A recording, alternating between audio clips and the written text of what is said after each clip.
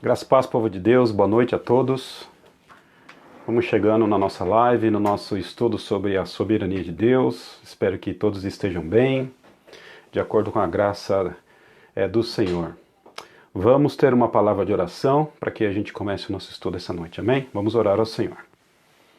Deus, mais uma vez nós entregamos esse momento ao Senhor. Nós sabemos que somos, ó Pai Santo, limitados com relação à compreensão dos seus desígnios, ó Pai Santo. Existe uma limitação muito grande naquilo que nós achamos, da forma com que nós pensamos, daquilo que o Senhor, ó Pai Santo, faz. Mas o mínimo, ó Pai Santo, que precisamos saber para ter uma vida piedosa diante do Senhor, nós temos que estar revelado nas suas Escrituras, ó Pai. Então, portanto, nós te pedimos que possamos fazer um bom uso, interpretar a Tua Palavra, ó Pai Santo, com as ferramentas certas, que inclusive ferramentas que o Senhor nos deu. Em nome de Cristo Jesus, eu te agradeço por tudo que o Senhor tem feito na nossa vida e te peço, ó Deus, que a nossa construção teológica, ela sirva para a nossa piedade, não apenas para o nosso conhecimento, ó Pai. Nós desejamos não só apenas conhecer a Bíblia do ponto de vista intelectual, mas nós queremos viver ela também. Produz em nós, ó Pai, através da ação do Teu Espírito Santo, um coração mais piedoso, ó Pai, em função daquilo que nós aprendemos da Tua Palavra. Sê com os meus irmãos que estão chegando nesse momento, sê comigo, ó Pai, sê com a nossa igreja, a Igreja Batista Central Itaquera, nossa igreja amada, bem como com todos os outros irmãos também que participarão dessa live. Em nome de Cristo nós oramos, Pai Santo. Amém, Jesus. Que Deus abençoe. Chegamos aqui na nossa live, no nosso 7º estudo sobre a doutrina da soberania de Deus. E eu estou aqui pela fé, acreditando que você já caminhou alguns passos para poder compreender um pouco melhor essa doutrina. A gente lembra que não é algo fácil de se compreender, exige um pouquinho aí do nosso esforço do ponto de vista intelectual, mas também, certamente, se a gente estudar a palavra de Deus com oração, pedindo ao Senhor que ilumine o nosso coração, as nossas mentes, a gente com certeza vai aprender bastante coisa. Então, que Deus abençoe você e não desista. Não desista aí dos estudos, para que ao finalzinho você tenha aí um mapa geral sobre essa doutrina, para que você realmente seja aí um expert em soberania de Deus. Nós falamos já, dentre outras coisas, nós terminamos por falar sobre a relação da soberania de Deus e a vontade humana. É lógico que esses termos, livre-arbítrio, vontade humana, livre-agência, toda hora vai voltar aqui alguns termos que a gente já disse, que a gente já ensinou, mas a gente sempre vai ter aqui a oportunidade de relembrar, de rememorar alguns termos que são importantes para que a gente entenda a soberania de Deus de uma forma mais plena. Então são conceitos que estão interligados, são nomes que estão relacionados uns aos outros. Então certamente a gente vai repetir aqui alguns termos, algumas compreensões, alguns conceitos, ok? Fique à vontade para fazer pergunta, tá bom? Porque as perguntas certamente vão enriquecer o nosso estudo. Se eu não conseguir responder hoje por uma questão de tempo, enfim, a gente responde na próxima live, que é na quinta-feira, mas fique à vontade para fazer pergunta, porque a pergunta certamente ajuda você a compreender um pouquinho mais. Pois bem, o que nós vamos fazer hoje? Nós vamos trabalhar aqui duas coisas. Nós vamos iniciar nosso estudo pensando já em salvação. Nós já vamos começar falando sobre salvação no dia de hoje. Então, nós vamos começar a entender a relação da soberania de Deus na salvação do homem. Então a gente já entrou aqui agora no tema salvação. E hoje nós vamos fazer duas coisas. Eu quero falar um pouquinho daquilo que eu compreendo, e não só eu compreendo, mas como muitos teólogos compreendem a relação dos decretos de Deus e da determinação, pensando numa pergunta que o Rodrigo fez para a gente na última live, se Deus tinha determinado o pecado do homem, enfim. Aí eu fiz uma distinção lá ou tentei fazer uma distinção entre decretos e determinação, e hoje a gente vai falar um pouquinho mais disso de forma mais rápida, né? Então, esse é o primeiro ponto que a gente vai falar, a relação entre determinação e decreto de Deus. E depois nós vamos fazer aqui um estudo sobre o capítulo 9 da carta do apóstolo Paulo aos Romanos, para que a gente introduza essa questão da salvação dentro da soberania de Deus. Então, a gente vai começar falando sobre salvação a partir de Romanos capítulo 9. Então, vamos para a nossa primeira tarefa, para a gente entender um pouquinho sobre decreto e determinação, se essas palavras são palavras que podem ser interpretadas da mesma forma, se são palavras ambíguas, enfim. A gente vai entender um pouquinho mais essa natureza aqui para a gente seguir. Antes de mais nada, lembrar que a teologia ela não pretende descobrir a verdade e nem conciliar as verdades. A tarefa da teologia não é descobrir a verdade, não é também tentar conciliar, ou pelo menos os vários aspectos da única verdade, na verdade, da única verdade que existe, que é a pessoa de Jesus Cristo. Então, nossa tarefa aqui não é filosofar, apesar de alguma forma a gente fazer filosofia, mas o trabalho nosso aqui não é fazer filosofia, o trabalho do filósofo é outro. O trabalho de quem faz teologia, na verdade, não é descobrir verdade nem tentar conciliar aí os vários aspectos da verdade. O trabalho da teologia é interpretar a verdade que já está revelada na Bíblia, ok? Então, teólogo, o trabalho dele é interpretar a revelação de Deus, os decretos. A gente vai falar de decretos, né? Então, o trabalho do teólogo é tentar interpretar os decretos de Deus. Agora, perceba a implicação dessa afirmação. Nem todos os decretos de Deus, eles estão revelados a nós. Alguns aspectos desse decreto nós temos acesso, outros não, que pertencem à própria natureza divina.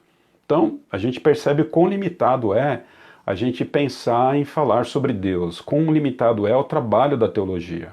Por isso que é importante a gente, e eu quero aqui usar a palavra mito, porque eu não vejo outra palavra para ser usada, por isso que é importante a gente derrubar o mito de que a gente tem resposta para tudo na vida.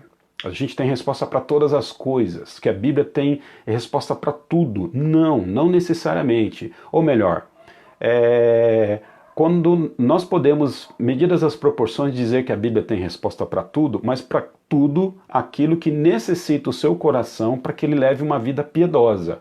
Então, nesse aspecto, a gente pode dizer sim que a Bíblia tem resposta para tudo. Ela é suficiente para que você tenha o conhecimento de Deus, para que você exerça uma vida piedosa e com qualidade, para que você tenha satisfação de vida, sentido de vida com relação a Deus. Nisso sim, a Bíblia tem resposta para todas as coisas. De um outro aspecto, a Bíblia não responde muitas coisas. E quais são essas coisas? As coisas que pertencem necessariamente à pessoa de Deus, à natureza desse Deus. Então, a gente pode, inclusive, falar isso e apontando para a Bíblia. A gente já citou aqui, né, o profeta Isaías, quando ele diz que os nossos pensamentos, eles são muito limitados em relação aos pensamentos de Deus. Então, aquilo que nós pensamos de forma limitada. E Deus, as formas pelas quais Deus pensa, elas são formas que a gente às vezes não consegue atingir, ou seja, os pensamentos de Deus e os caminhos de Deus, eles são muito mais elevados do que os nossos pensamentos e os nossos caminhos. Isso mostra o quê? Que muita coisa a Bíblia não responde para a gente, porque isso pertence à própria natureza de Deus. Porém, aquilo que a Bíblia responde, aquilo que está revelado, já é o suficiente para que nós possamos exercer piedade diante desse Deus. Então a Bíblia, ela não tem a proposta de explicar e responder todas as coisas. Por exemplo, a Bíblia não tem a pretensão de explicar necessariamente quais foram os pormenores da criação. Quando você vai lá para o livro de Gênesis, você vai perceber que a proposta ali de Moisés não é explicar como Deus fez, como que Deus estabeleceu a criação. A proposta de Moisés é apenas dizer: disse o Senhor, haja luz, né? Disse o Senhor, haja separação entre as águas, disse o Senhor. Então, a gente percebe que a proposta de Moisés era dizer o seguinte: Deus criou todas as coisas, e não como criou todas as coisas. Então, a Bíblia não responde como Deus criou todas as coisas. A Bíblia diz que Deus criou todas as coisas.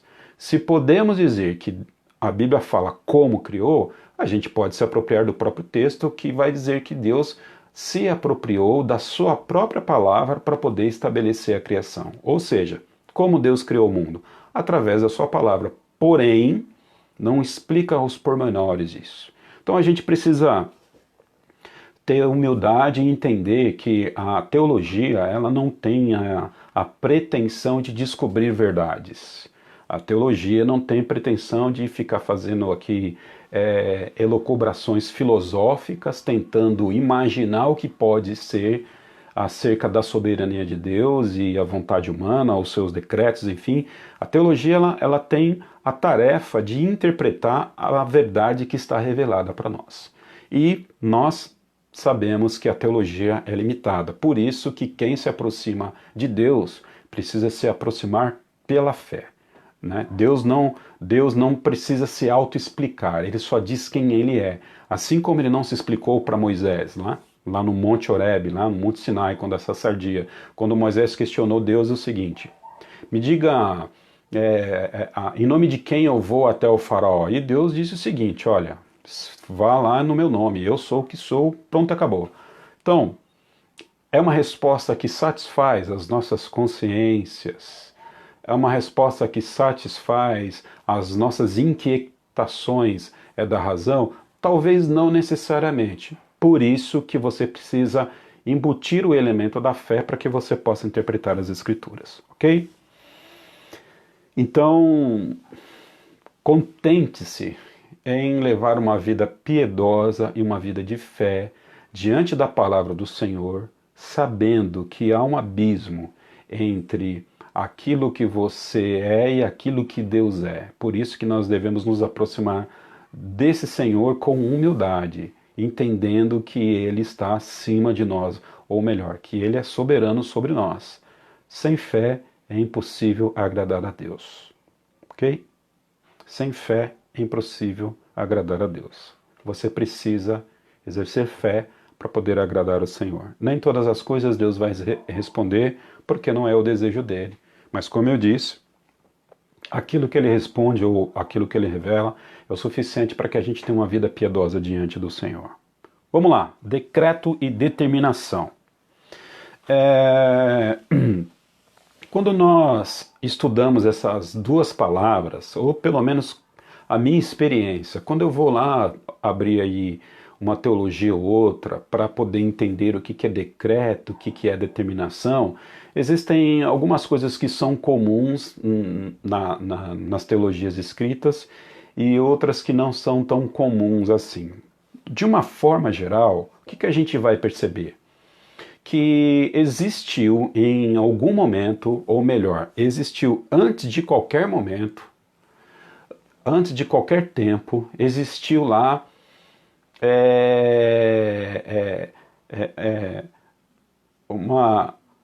eu vou ter que usar aqui a palavra momento, porque a gente não consegue pensar de forma divina e só de forma humana. Houve um momento na eternidade em que esse momento não era momento, em que não havia o tempo. Houve um momento sem momento, em que Deus ele promulgou, né? Ou ele decretou, ou ele estabeleceu os termos pelo qual ele ia conceber a sua criação, o seu plano de salvação e todas as coisas que existem. Então, ao elaborar esses termos, ao constituir essas promulgações, ao Deus parar e pensar, não que ele parou e pensou como nós, Não que ele levou um tempo para pensar, porque os seus decretos, as suas promulgações, a constituição das leis que regeriam o universo, tudo isso aconteceu para Deus dentro de um ato só. Então Deus concebeu dentro de um único momento. Então, antes de existir todas as coisas, Deus ele estabeleceu os critérios pelo qual a criação e todas as coisas iriam funcionar e ser regular.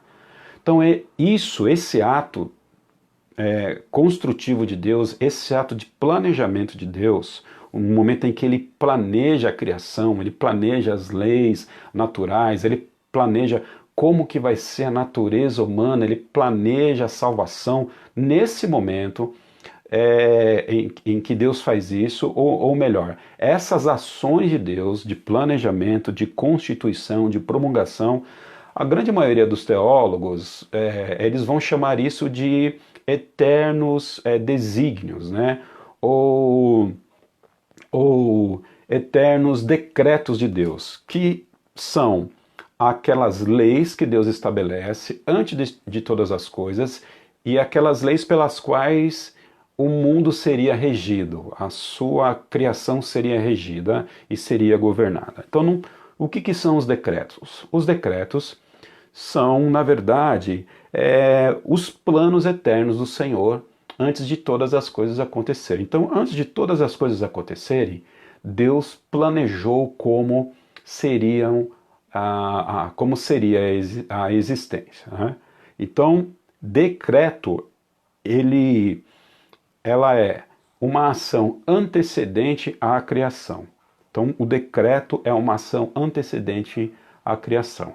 E no decreto de Deus está ali o DNA de como todas as coisas deveriam ser e acontecer. Perfeito?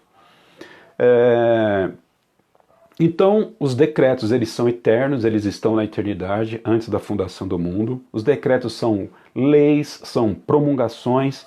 Eu gostaria que você pensasse em decreto como se fosse uma constituição. Então vamos tentar aqui imaginar alguma coisa. Vamos imaginar o Brasil sem a sua constituição como ela é hoje. O Brasil antes de ser nação. Então naquele momento alguns homens, enfim, eu não conheço aqui necessariamente como foi a história da Constituição, mas a gente deve imaginar que em um determinado momento os homens pararam, sentaram e escreveram ali as leis para dizer o seguinte: bom, o Brasil, ele é uma nação e essa nação ela vai ser governada a partir dessa Constituição. Então a Constituição é um corpo de teoria que o Brasil se vale para poder fazer com que que ele a si mesmo se governe, se autogerencie. Então, os decretos de Deus é a constituição de Deus, ou melhor, é aquele conjunto de leis pelo qual Deus designou para que o mundo, para que todas as coisas fossem governadas. Então, vamos pensar em decretos como constituição, algo que foi escrito previamente ao funcionamento, ok? Agora, quando eu penso em determinação, eu penso em determinação em categorias um pouco diferentes de decretos. E aqui eu quero explicar aqui por que eu estou usando determinação e decretos de formas diferentes em alguns momentos, não em todos. Porque eu percebo uma dificuldade, pelo menos minha, naquilo que eu li, entender o seguinte: existem momentos na história do homem que a gente vai perceber a interferência direta de Deus, inclusive na vontade do homem, para que o homem cumprisse os seus propósitos eternos, ou seus decretos, ou a sua constituição. Então, eu me aproprio da palavra determinação para dizer que a determinação é um ato de Deus na história. Enquanto os decretos de Deus acontecem na eternidade, antes do tempo acontecer, antes da história acontecer, a determinação de Deus ela acontece necessariamente na história. Então, determinação é um ato de Deus na história, enquanto decreto são as promulgações de Deus na eternidade. Antes da fundação do mundo, decretos, ok? Depois que o mundo começa a acontecer e Deus age diretamente, determinação.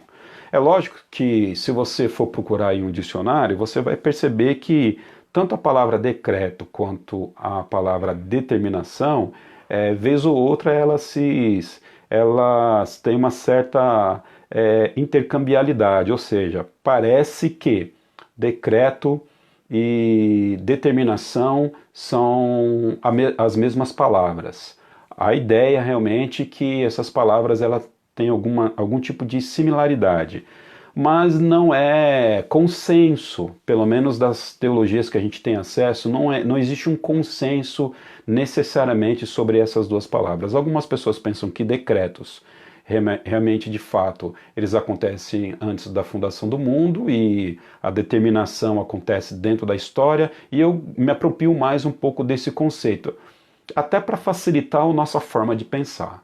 Então, pode ser uma questão meramente de palavras, pode ser uma questão meramente de semântica, talvez sim, mas pelo menos me ajudou a entender o que Deus fez antes da sua criação e o que Deus faz após a sua criação. Pensando nessas categorias, a gente vai conseguir entender que existem coisas que Deus faz agora, no tempo, e existiram coisas que Deus fez fora do tempo. Para as coisas que Deus fez fora do tempo, para mim é bom pensar em decreto, e para as coisas que Deus faz dentro do tempo, para mim é pensar que Deus determinou. Agora, é lógico que eu me apropriei desses conceitos, ok? Estudando um pouquinho as palavras, eu me apropriei desses conceitos. É um conceito, é uma apropriação minha, desse que vos fala. Se você achar que não é bem assim, fique à vontade, mas o que é importante aqui dizer é que existem ações de Deus antes da fundação do mundo e existem ações de Deus depois que o mundo foi criado. E isso não dá para você escapar. E aí você pode chamar, talvez, daquilo que você deseja melhor. Mas o que importa é nós termos em mente que algumas coisas estão lá atrás e outras coisas acontecem na história. E é disso que nós estamos falando. Para as coisas que estão lá atrás, eu chamo de decreto, e para as coisas que estão acontecendo na história, eu chamo de determinação. Ok? Então, a determinação acontece na história e os decretos acontecem na eternidade.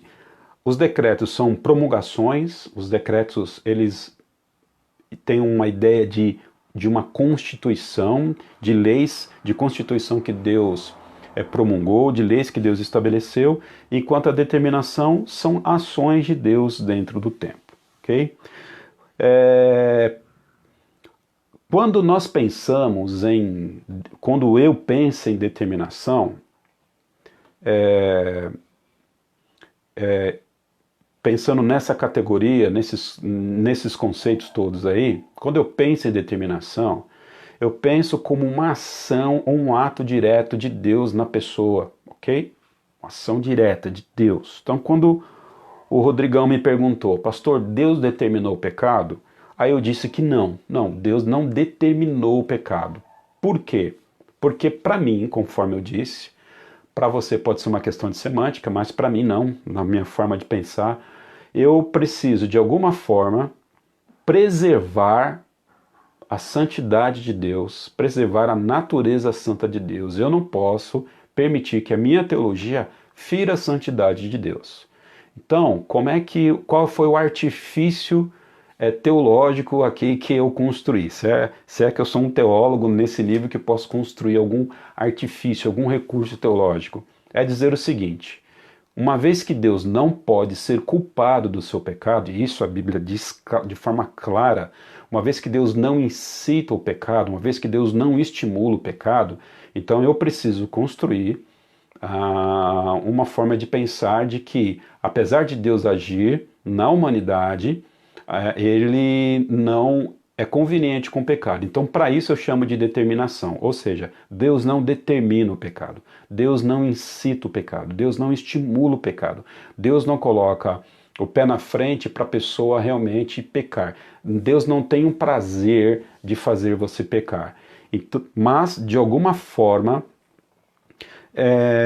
nós sabemos que Deus decretou o pecado. Então, quando eu digo que Deus decreta o pecado, eu estou dizendo algo diferente de que Deus determina o pecado. Para mim são coisas diferentes. Determinar o pecado é dizer que Deus está agindo diretamente no homem para fazer ele pecar. Decretar o pecado é dizer que Deus, ele determinou o meio pelo qual o homem morreria. Então, vamos chegar lá. Então, volto a dizer, não me chame de herege ainda. Você vai precisar caminhar comigo em todas as lives para poder você tirar a conclusão se eu sou um herege ou não. Então, vamos caminhar, ok? Vamos dar aqui exemplos de decreto e exemplo de determinação. Deus decretou a criação. Ele decretou a natureza da criação. Então, antes de Deus criar, ele decreta como que a natureza ia acontecer. Então, ele decretou, por exemplo, que o sol seria quente. Então, Deus decretou, bom, o sol vai ser quente. Ele decretou antes de fazer, ok? Então, ele decretou que a noite seria escura. É um decreto de Deus. Ele decretou que a terra seria redonda. Ele decretou que nós faríamos parte de uma constelação, estaríamos dentro de um sistema solar. Nós estamos porque Deus decretou, porque se ele não tivesse decretado, nós não estaríamos, ok? Perceba o seguinte, Deus decretou a morte, certo? Quem decreta a morte é o próprio Deus. A gente pode ver isso no livro de Gênesis, quando ele diz o seguinte, olha, se você comer da árvore do conhecimento do bem e do mal, você vai morrer. Quem está dizendo ali que vai morrer? Não é o diabo, não é o homem, não são os demônios. Deus está dizendo. Se ele está dizendo, é porque a morte está decretada, ok? Em algum momento houve ali a concepção, na constituição de Deus ele decretou a morte. Não quer dizer que ele trouxe a morte para o homem, né? Não quer dizer que ele determinou, vai morrer, porque eu quero que você morra. Entende a diferença que eu uso entre determinação e decreto? Vai morrer, então eu quero que você morra. Não, Deus ele decreta. Deus ele decreta. Agora, para ele decretar a morte, ele precisa decretar como que isso vai vir a acontecer. E ele decreta também o meio. Qual é o meio? Eu já falei isso na semana passada. A desobediência. Então Deus está dizendo lá, olha, a condição pela morte, ou melhor, a condição pela qual o homem vai morrer, Deus também tem que dizer.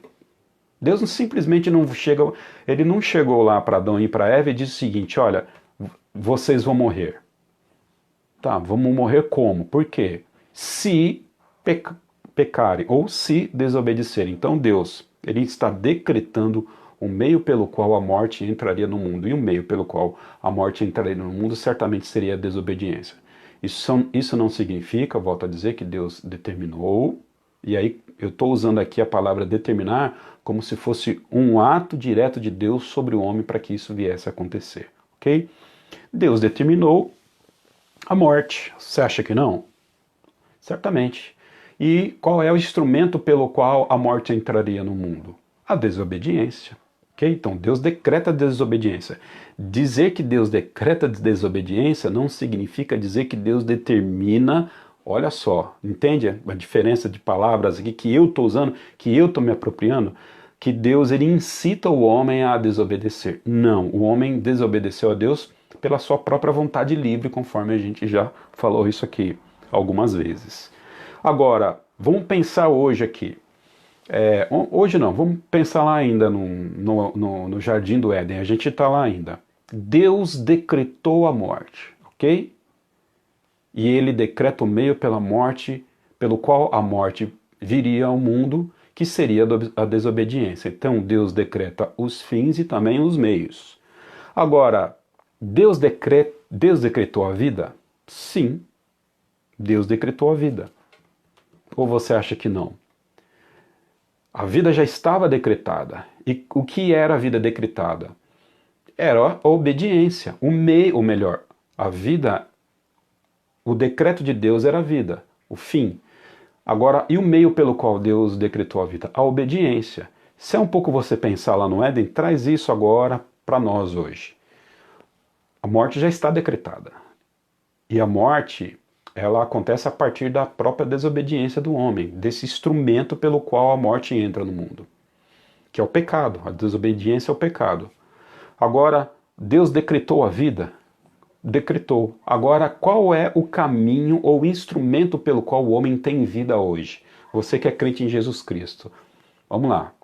Imagina uma pessoa procurando, você sair para evangelizar e uma pessoa pergunta para você o seguinte, mas como é que eu posso ter a vida eterna? Aquela pergunta do jovem rico, né? Qual é o meio pelo qual eu posso ter a vida eterna? Você está dizendo que Deus decretou a vida eterna. Ai, que ótimo. Mas qual é o meio, qual é o instrumento pelo qual eu posso ter acesso à vida eterna? Certamente a sua resposta seria Jesus Cristo. Então, Jesus Cristo é o meio pelo qual os homens hoje têm a vida. Então, o meio pelo qual os homens poderiam adquirir a vida de Deus, esse meio é Jesus Cristo. Então Deus decretou, olha só, a morte de Cristo como um instrumento pelo qual nós pudéssemos ter acesso a Ele, ao Pai. Então a morte de Jesus, ou mesmo o próprio Cristo, é um decreto, ou a morte de Cristo é um decreto pelo qual a gente pode ter acesso à vida, ok? Então, os decretos, eles podem ser entendidos antes da fundação do mundo como sendo um objetivo final de Deus, mas os decretos também, eles podem ser entendidos também de uma outra parte como meios. Então, decretos são tanto fins como meios. Quando a gente estudar a oração, eu acredito que vai ser depois da salvação, a gente vai entender um pouquinho mais sobre essa relação de finalidade e de efeito. A oração, ela é um meio pelo qual Deus decretou para que Ele pudesse falar com a gente. Perfeito? Eu não vou me estender um pouco nesse assunto, e você fique à vontade de fazer perguntas sobre essa questão. Reconheço que não é tão fácil assim, a gente precisa caminhar um pouco mais para tratar dessas questões. E fique à vontade de fazer a pergunta para mim, tá bom? Se eu certamente não responder hoje por conta de tempo, que a gente tem um segundo passo aqui, importantíssimo, a gente pode responder outra hora. Mas, para resumir esse primeiro momento, pensa da seguinte forma. Existiu um planejamento de Deus antes da fundação do mundo. Esse planejamento de Deus, comumente, é denominado como decretos, como leis, como promulgações, como desígnios de Deus, de como que todas as coisas iriam acontecer. Agora, na história humana, nós vamos ver que vez ou outra Deus vai lá e ele age diretamente, como endurecer o coração de Faraó, como amolecer o coração de Paulo. São essas determinações ou essas inserções diretas que Deus faz na sua humanidade. Aqui eu estou me apropriando, isso aqui é o Haroldo dizendo, estou me apropriando dessas ações de Deus como suas determinações. E com que objetivo? Com o objetivo de dizer e asseverar de que nós não podemos colocar sobre Deus a responsabilidade de que Ele é a pessoa que incitou o homem a pecar, que Deus ele incitou o mal a entrar no mundo, porque de alguma forma a palavra de Deus ela protege a santidade de Deus. Então a gente precisa preservar a santidade de Deus. Nós não podemos atribuir Deus como sendo a pessoa que é responsável pelo pecado da humanidade. Perfeito? Sigamos em frente. Eu peço a Deus que tenha sido satisfatório aí a minha esforçosa explicação sobre decretos e determinação. Lembrando que para você pode ser uma questão de semântica, mas foi um recurso que eu consegui utilizar para tentar aqui não ferir a imagem de Deus Santo com relação atribuir a ele a responsabilidade do pecado. Abra sua Bíblia aí, vamos para a segunda parte, não menos importante, capítulo 9 de Romanos. E eu preciso necessariamente que você abra sua Bíblia aí. Eu vou dar um tempinho aqui para que você abra sua Bíblia em Romanos capítulo 9. Eu quero que você olhe para a Bíblia, porque é importante você ler a Bíblia para que você não fique apenas com a minha opinião, certo? Não fique apenas com a minha opinião, perfeito? Abra aí a sua Bíblia em Romanos capítulo 9. Estou aqui dando um tempinho para você abrir. Até você abrir, lembrando de novo que a gente está tratando aqui sobre a relação de Deus, que a gente está tratando sobre a relação de Deus entre a sua soberania e a salvação.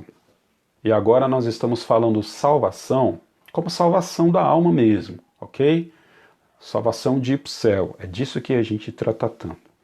Deus vamos lembrar que o conceito de soberania, dizer que Deus é soberano é dizer que Deus, ele cria as coisas, ok? Ele criou todas as coisas, e ele está sobre todas as coisas.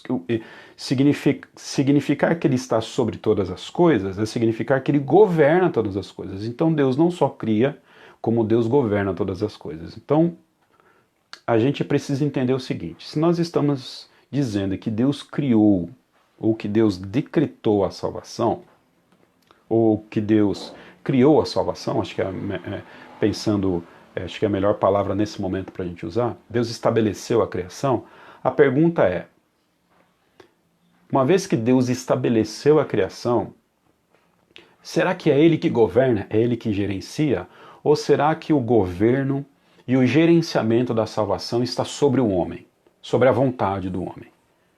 Depende da vontade do homem governar a sua salvação? A gente vai tratar disso a partir de hoje, ok? Sigamos então, eu acredito que você já abriu aí em Romanos capítulo 9, e eu quero seguir aqui com o texto contigo. O apóstolo Paulo está falando aqui de um tema, ok? E o tema da relação da eleição que Deus tem sobre o seu povo. Nesse caso aqui, o povo de Israel. Sigamos em frente.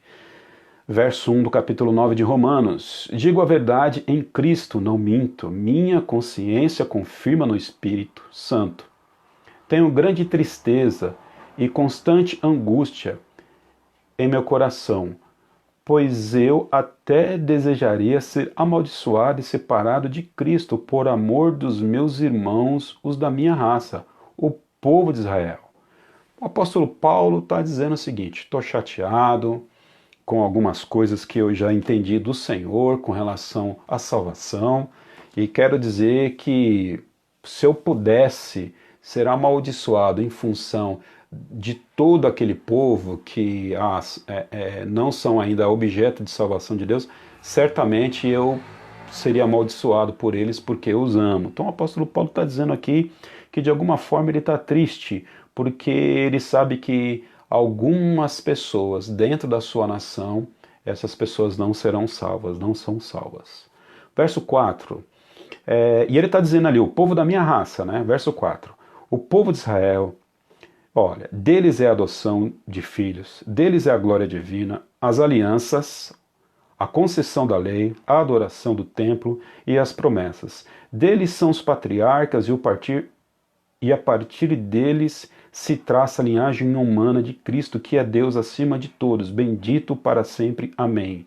Então, o apóstolo Paulo está dizendo que ele está triste porque ele sabe que nem todos da sua raça serão salvos, e ele está dizendo, olha, é desse povo aí que eu gostaria de ser amaldiçoado, uma vez que eu sei que poderia, se eu pudesse trocar de lugar com eles eu trocaria, mas a coisa não funciona assim, e a gente vai lá entender por que o apóstolo Paulo não pode trocar de lugar com eles daqui a pouco. Ele está dizendo, olha, deles vem a glória divina, deles procede a aliança, a concessão da lei, a adoração do templo, as promessas recaem sobre esse povo.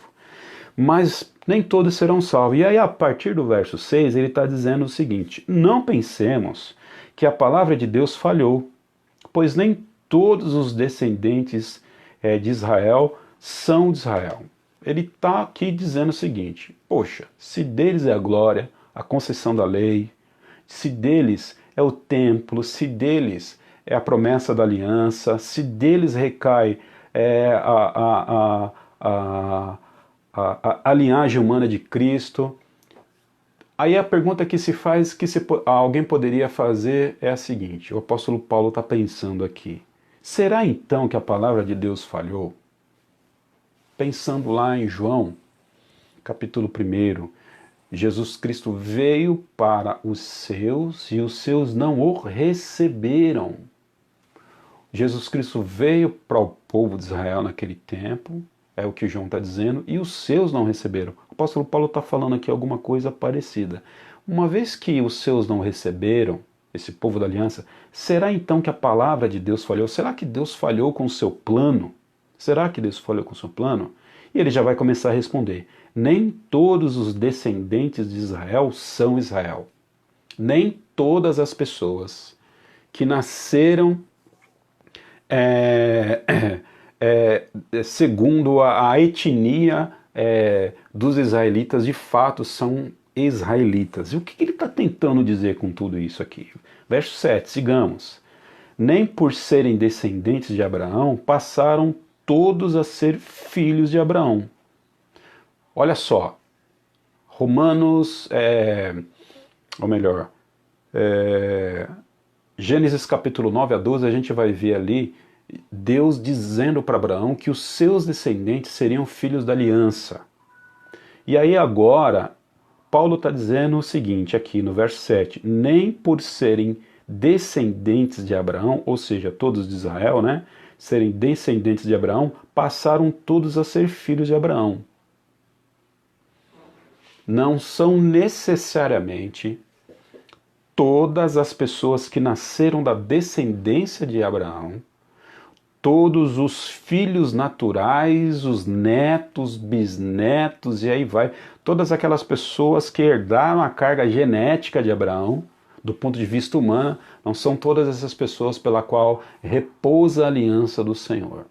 Não é uma questão de raça, não é uma questão de etnia, não é uma questão de sangue, não é uma questão de carne e de osso, ok? A aliança não repousa sobre essas categorias. Sigamos em frente. Ao contrário, verso 7, por meio de Isaque, sua descendência será considerada. Nós vamos perceber que é por meio de Isaque.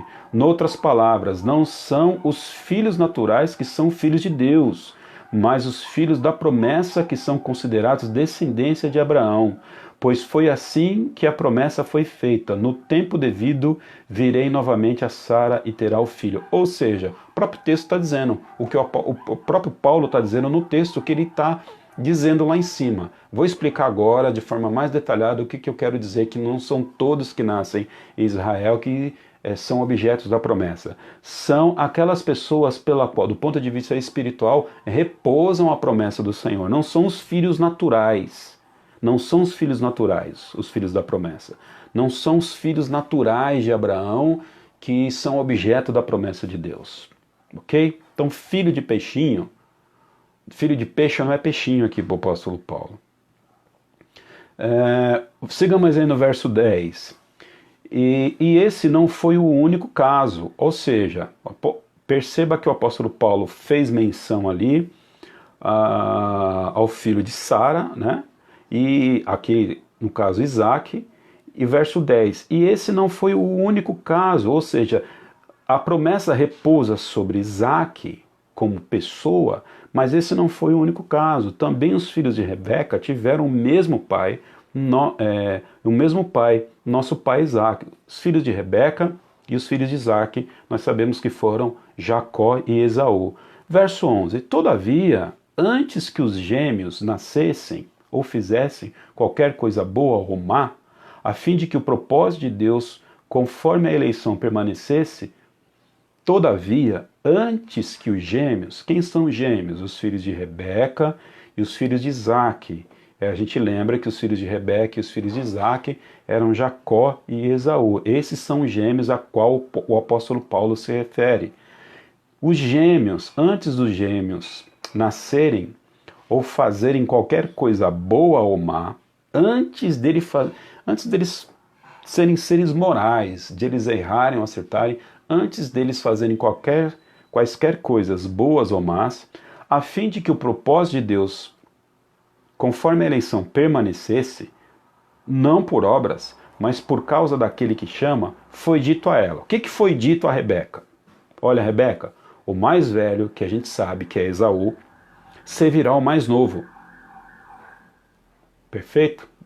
O mais velho servirá o mais novo.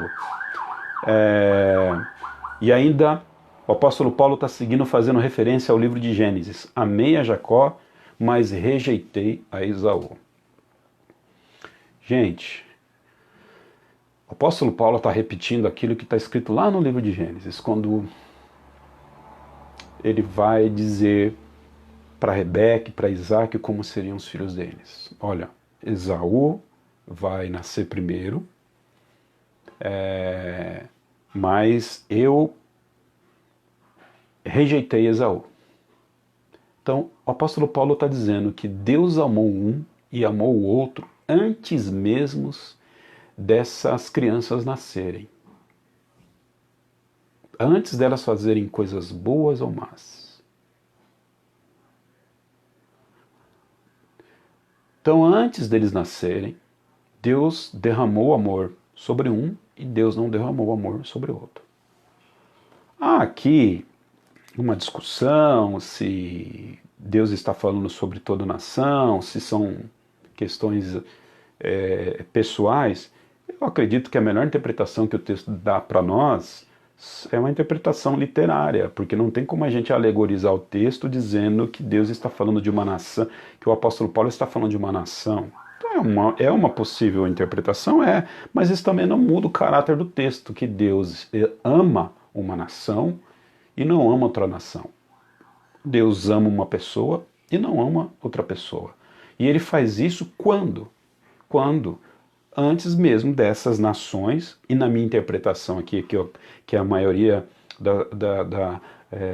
das pessoas que interpretam a Bíblia aceita, e na minha interpretação, Deus está se referindo de fato aqui a pessoas, a pessoa de Jacó e a pessoa de Esaú.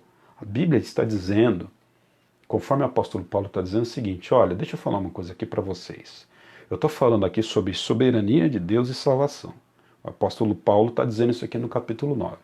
Estou dizendo aqui que eu estou triste porque nem todos da minha nação, nem todos os meus irmãos naturais repousa a salvação sobre eles. Né? E a gente já viu isso acontecer na história. Deus lá amou Isaac. E Deus vai amar lá Jacó e Deus não vai amar Esaú, os filhos de Isaac e de Rebeca. E antes mesmo deles fazerem aquilo que é certo ou errado, aprove a Deus amar um ou amar o outro. Antes deles fazerem coisas que pudessem ou não desagradar ao Senhor. Então, o amor de Deus, ele é incondicional, ele não está condicionado às ações que esses homens fariam, ou que essas fariam lá na frente. Percebam isso? Gente, o amor de Deus é incondicional.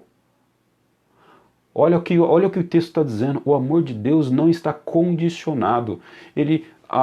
A Jacó fazer a coisa certa e Esaú fazer a coisa errada. Não está condicionado a isso. O amor de Deus é incondicional. Não há condições para o amor de Deus. Se há alguma condição para o amor de Deus, é o seu próprio querer. Vamos ver um pouquinho mais à frente aí. Verso 13, como está escrito, amei Jacó, mas rejeitei a Esaú. Verso 14. Então, que diremos? A sua pergunta e a minha pergunta, a nossa pergunta. Pastor, se Deus é bom, por que existe o mal? Deus é injusto. Olha quanta gente inocente morreu com coronavírus. Olha quanta gente inocente está morrendo. Olha, não é justo o Brasil ter os políticos que tem. Não está certo isso. Olha que injustiça do Senhor. Sabe uma coisa? Tem muita gente que não aceita a Deus por não saber quem é esse Deus e olhar essa bagunça toda e falar assim, Deus não existe não. E se Deus existe, Deus é injusto. Porque se Deus existe de fato e deixa que tudo isso aconteça é porque ele é um Deus injusto. Isso é um questionamento nosso. Porque nós pensamos assim e é natural a gente pensar assim. Afinal de contas, a forma com que a gente pensa não é a forma pelo qual Deus pensa, certo? Os caminhos de Deus são muito maiores, muito mais altos do que os nossos caminhos, os seus pensamentos são muito mais altos que os nossos pensamentos. E aí, o apóstolo Paulo vai dizer isso no verso 14. Então o que diremos? Acaso Deus é injusto? Olha a resposta de Paulo. De maneira nenhuma. Deus não é injusto. E como é que o apóstolo Paulo explica isso? De maneira alguma, pois ele diz a Moisés. O que ele diz a Moisés? Ele está falando aqui daquela relação de Moisés com Faraó. Terei misericórdia de quem eu quiser ter misericórdia. E terei compaixão de quem eu quiser ter compaixão. Deus tem misericórdia de quem? Dos bonzinhos, dos mal-maus? Não, de quem ele quer ter misericórdia. Ele tem compaixão de quem? Dos bonzinhos e dos mal-maus. Deus tem compaixão e misericórdia porque a gente, enfim, faz coisas boas? Não. Sim, meu bem. Falta 5 para as 9? Tá bom, né? Você está dizendo aqui que eu já estou passando do tempo. Obrigado, meu bem. Pois ele diz a Moisés, terei misericórdia de quem eu tiver misericórdia, terei compaixão de quem eu quiser ter compaixão. Então a misericórdia e a compaixão de Deus é uma ação dele, que vem do seu próprio coração. Verso 16. Por isso não depende do desejo ou do esforço humano, mas da misericórdia de Deus. Por isso o quê? O que não depende do esforço e do desejo humano? A misericórdia de Deus, é o que ele está dizendo tudo lá em cima. Ó. A misericórdia de Deus, a compaixão de Deus, né? O seu amor por um ou para o outro, seu eterno desígnio. Por isso, tudo isso não depende do quê? Do esforço e do desejo humano. Queridos, o amor de Deus não depende do meu esforço, do seu esforço. O que o apóstolo Paulo está dizendo aqui é o que a Bíblia está dizendo. Não é o desejo do homem que é a condição pela qual Deus derrama ou não sua misericórdia e seu amor. Verso 17. Pois a Escritura diz ao faraó, eu o levantei exatamente com esse propósito, mostrar em você o meu poder e para que o meu nome seja proclamado em toda a terra. Deus levanta o faraó, ou seja, determinou ali o coração do faraó endurecido justamente para que a glória de Deus fosse manifestada. É o que a palavra de Deus está dizendo aqui. Verso 18. Porém, Deus tem misericórdia de quem? De quem é bonzinho, de quem se esforça, de quem é piedoso, de quem tenta conquistar o coração dele. Senhor, olha para mim aqui, vê o meu esforço, Pai. Olha aqui o tamanho do meu dízimo, da minha oferta. Pai, olha quantas vezes eu já li a Bíblia no ano, Senhor. Né? Quantos versículos bíblicos eu tenho decorado. Olha aqui, Senhor, aqui a minha declaração de imposto de renda tudo certinha, tá vendo? Então depende disso. Olha o verso 18. Tenha misericórdia de mim, Pai, porque eu sou uma pessoa boa. Será que é isso que o apóstolo Paulo está dizendo? Não. Portanto, Deus tem misericórdia de quem Ele quer. Deus tem misericórdia de quem Ele quer. Se Deus teve misericórdia de você, saiba de uma coisa, é porque Ele quis, não é porque você presta, não. Eu preciso usar aqui essa palavra. Não é porque você é boa pessoa, porque você é um cara legal, porque você é uma mulher idônea, porque você é toda certinha, porque você é tudo certinho. Não.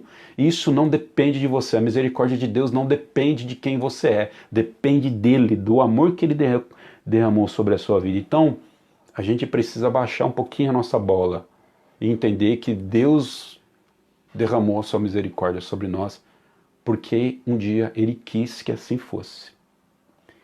E ainda no verso 18 está dizendo, e ele endurece quem ele quer. Perceba, Deus endurece um e Deus derrama sua misericórdia para outro. Deus endureceu o faraó e Deus derramou a sua misericórdia para o apóstolo Paulo. Deus, ele endureceu Saul e derramou a sua misericórdia sobre você, sobre a sua vida, que está me assistindo nesse momento. Eu creio assim pela fé. Isso não depende do nosso desejo, isso não depende da nossa condição. Verso 19. Mas alguns de vocês, eu, você, seu vizinho, mamãe, papai, aquela pessoa que não acredita na soberania de Deus, mas algum de vocês dirá, então por que Deus ainda nos culpa? Ó, lembra lá? Decreto e determinação, não podemos culpar Deus pelos nossos pecados. A culpa é nossa. O apóstolo Paulo está dizendo aqui, ó. Mas de alguns de vocês dirá, tá, então se é assim, se Deus tem misericórdia de quem Ele quer, não depende, o amor dele sobre nós não depende de nós, né? Então, por que então a gente não pode perguntar, por que Deus ainda nos culpa? Aí o apóstolo Paulo vai dizer ainda no verso 19, e eu preciso usar aqui uma expressão, talvez não é muito educado, mas o apóstolo Paulo aqui dá um cala-boca em nós. E aí, queridos, a gente precisa ficar com a Bíblia, porque às vezes a Bíblia manda a gente calar a boca. Ah, eu não aceito que ninguém cala a boca. Então, às vezes a Bíblia, talvez você possa não aceitar que um homem faça isso com você, mas quando Deus pede para você ficar quietinho, fique quietinho, porque a palavra de Deus está dizendo aqui, ó. Pois quem resiste à tua vontade, mas quem é você, ó homem, para questionar a Deus? Acaso aquilo que é formado pode dizer ao que formou, por que tu me fizeste assim?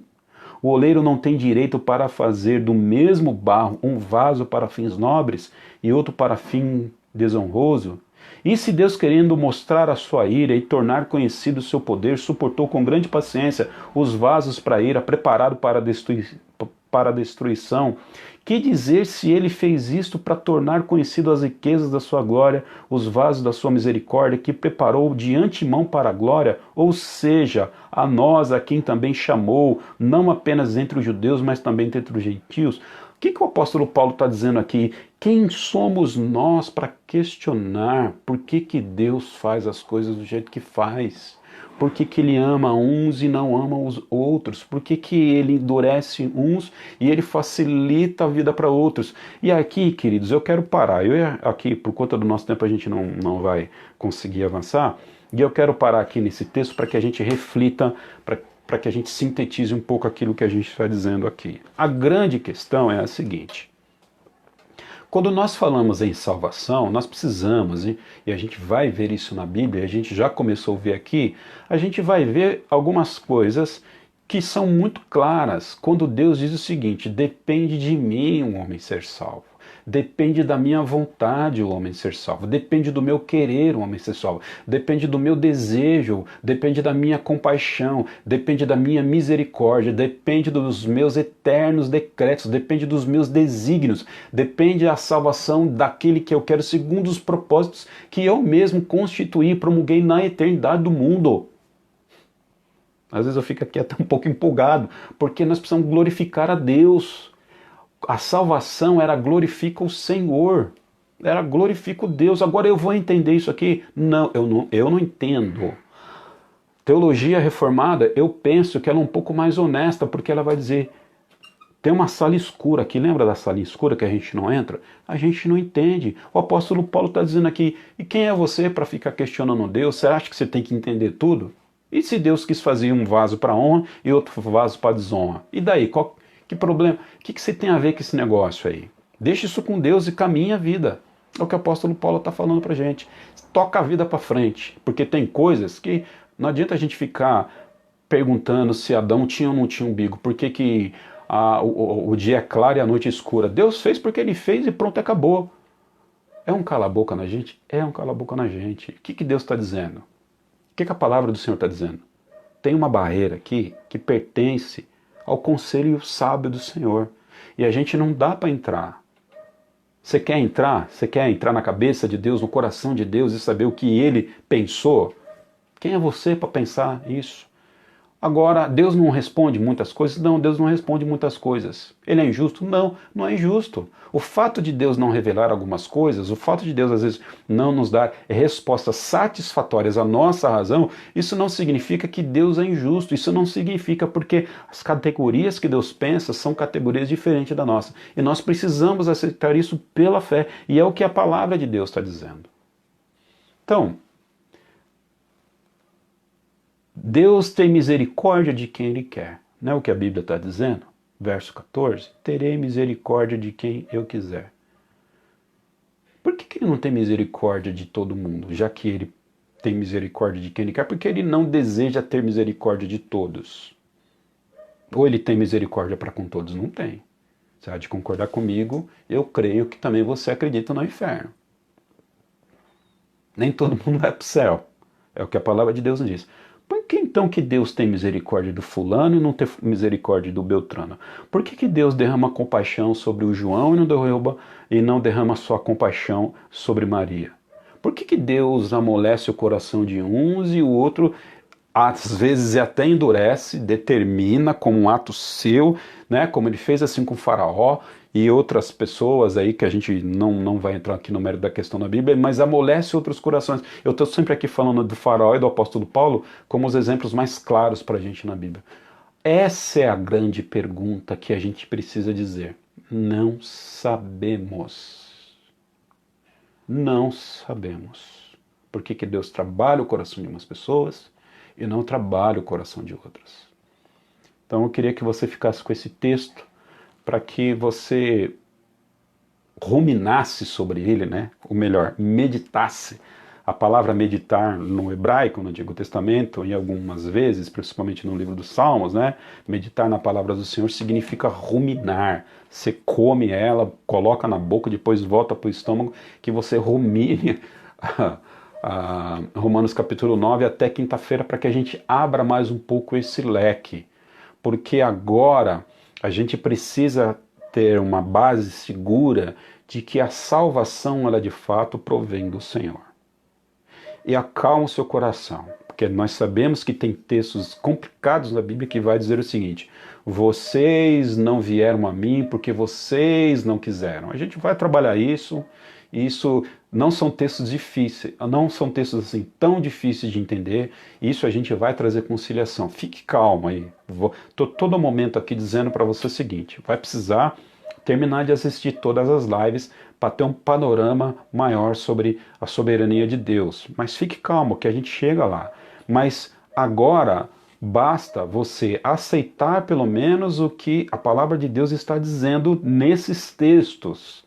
Se você entender o que a palavra de Deus está dizendo nesses textos, você certamente vai entender o que a palavra de Deus está dizendo em outros textos, como o convite de Jesus dizendo o seguinte: vinde a mim, vós que estáis cansados e oprimidos, e eu vos aliviarei. Ou seja, a todo momento, Jesus está convidando as pessoas a virem para Ele. Se você entender um pouquinho essa questão sobre liberdade do homem dentro da sua natureza, acho que agora a gente já começa a entender, você já pode começar a entender o seguinte: Deus chama as pessoas a virem a Ele. Isso é fato. E a resposta dele é o que o apóstolo Paulo está dizendo. Por que Deus culpa então essas pessoas? Se essas pessoas estão presas dentro da sua natureza caída e elas não podem responder ao chamado de Jesus, por que então Deus culpa essas pessoas? A culpa é delas? Claro que é delas. Mas se elas não podem responder por conta da sua natureza, por que Deus culpa? O apóstolo Paulo está dizendo no capítulo 9 lá, a gente acabou de ler. E quem somos nós para fazer esses questionamentos nesse nível? O apóstolo Paulo está dizendo, existem coisas que a razão não vai ser satisfeita, por isso que a gente tem que entender pela fé. O apóstolo Paulo está dizendo, quem é você para fazer perguntas desse nível? Ah, mas a gente não pode perguntar? Você pode até perguntar, mas você tem que aceitar pela fé a revelação que está diante de você. E qual é a revelação que está diante de você? Que Jesus chama, mas essas pessoas que são chamadas só podem vir para eles, para Jesus, se forem pessoas escolhidas. Né? Jesus chama muitos, mas escolhe poucos. Agora, por que que ele chama essas pessoas e essas pessoas não respondem ao seu chamado? Essas pessoas que não respondem o chamado de Jesus são as pessoas que o Espírito Santo ainda não trabalhou o coração. Porque só podem atender o chamado de Jesus se o Espírito Santo de Deus trabalhar o coração dessas pessoas. Aí é a grande questão. O Espírito Santo de Deus trabalha uns corações e ele não trabalha outros corações. E aí a gente vai entender o seguinte: será que essas pessoas podem resistir o trabalho de Deus na sua vida para que essas pessoas de alguma forma não possam aceitar a Cristo? Será que elas podem? A vontade dessas pessoas é soberana em relação à vontade do Senhor? Será que Deus tenta salvar o pecador e o pecador, pela sua vontade, resiste à vontade do Senhor? Será que, ao colocar na balança a vontade do homem e a vontade de Deus, será que em determinados momentos a vontade do homem pode ser maior do que a vontade de Deus? Será que em determinado momento a vontade do homem ela é soberana em relação à vontade de Deus? Ou seja, será que nós podemos pensar assim? A palavra de Deus é pregada de salvação, chega lá no coração do homem, e o homem resiste, ele fecha lá o seu coração de um jeito e dizendo o seguinte: eu não vou aceitar esse Deus como Salvador. E aí Deus está se esforçando lá, né, para poder salvar o camarada. Deus está lá se esforçando, ele manda um pregador, ele manda um missionário, ele manda lá um diácono, ele manda alguém dar uma Bíblia de presente. Deus está se rastejando lá, né? Se ajoelhando: oh, tenha misericórdia de mim, eu quero salvar você porque eu te amo. E o homem está lá com o coração duro dizendo: não aceito, não aceito, não aceito, não aceito, não aceito. E Deus está lá rastejando. A vontade de Deus agora é escrava da vontade desse homem que é soberano. Ou seja, o homem agora, pelo seu pecado, ele exerce uma soberania tamanha que Deus não pode convencer o coração dele do pecado. Será que o homem pode ser soberano na sua vontade em relação à ação de Deus no seu coração? Será? Fique comigo que certamente a palavra de Deus vai trazer respostas ao seu coração. Que Deus abençoe sua vida ricamente. Eu acredito que nós não temos pedidos que nós não temos perguntas, né? Então nós vamos orar agora para encerrar o nosso estudo de hoje, e lembrando que ele só foi uma introdução para que a gente compreenda a relação da soberania de Deus e a vontade humana. Tem muita pergunta aí na sua cabeça, eu tenho certeza, mas eu acredito também que algum nível de resposta já tem chegado aí para você. Que Deus abençoe a sua vida. E se você é salvo em Jesus Cristo, já começa a dar glória a Deus aí, que nem diz os nossos irmãos pentecostais, já começa a glorificar o Senhor aí, já começa a exaltar o Senhor, porque se você hoje é salvo em Jesus Cristo, é porque Ele teve misericórdia, Ele teve compaixão de você, sem você levantar uma palha, sem você merecer isso. Era para você ser um rejeitado, mas aprove ao Senhor escolher você de acordo com a graça que Ele tem sobre a sua vida. A salvação que pertence a você, a salvação que você tem hoje, ela é totalmente proveniente do Pai. Deus não só te proporcionou salvação, mas Ele proporcionou todos os caminhos pelo qual você poderia ser salvo.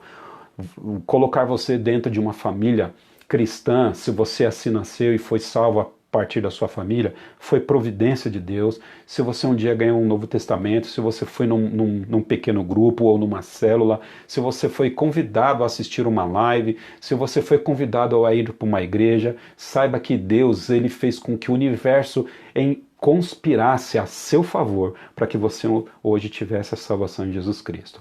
É uma loucura esse negócio, mas é apaixonante nós pensarmos que pelo motivo da sua própria glória, aprove a Deus salvar a mim, a você e a sua igreja. Agora, por que Ele não salva todos? Nós não sabemos. Nós não sabemos. O que nós sabemos é que Ele derrama misericórdia e compaixão a quem Ele quer. Ele rejeita, Ele ama e Ele aborrece a quem Ele quer. E nós não podemos entrar aí. Deus estabelece vasos para honra e vasos para desonra. E quem somos nós para perguntar por que Deus faz essas coisas? Está satisfeito com isso? Não, não estou. Então, querido, você precisa se converter e aceitar Cristo como Salvador. Satisfaça-se com a Bíblia. Termino aqui dizendo que tem de descobrir e nem conciliar verdades. A teologia, o papel dela é interpretar aquilo que já está revelado na sua Bíblia. Tentar fazer aí concatenações, descobrir verdades, conciliar verdades, isso é um trabalho da filosofia e não da teologia. Ok? Que Deus nos abençoe. Deixemos os filósofos fazer o trabalho de filósofos e nós, crentes, fazemos uma teologia saudável de acordo com a revelação da Bíblia. Deus abençoe a sua vida. Vamos orar. Até quinta-feira às 20 horas. Pai, mais uma vez nós te agradecemos, porque a tua palavra inspira o nosso coração. Às vezes nos falta palavra, às vezes nós gaguejamos, ó Pai, diante de tamanha revelação que o Senhor nos coloca. Nós precisamos, ó Pai, realmente reconhecer que nós não podemos, ó Pai,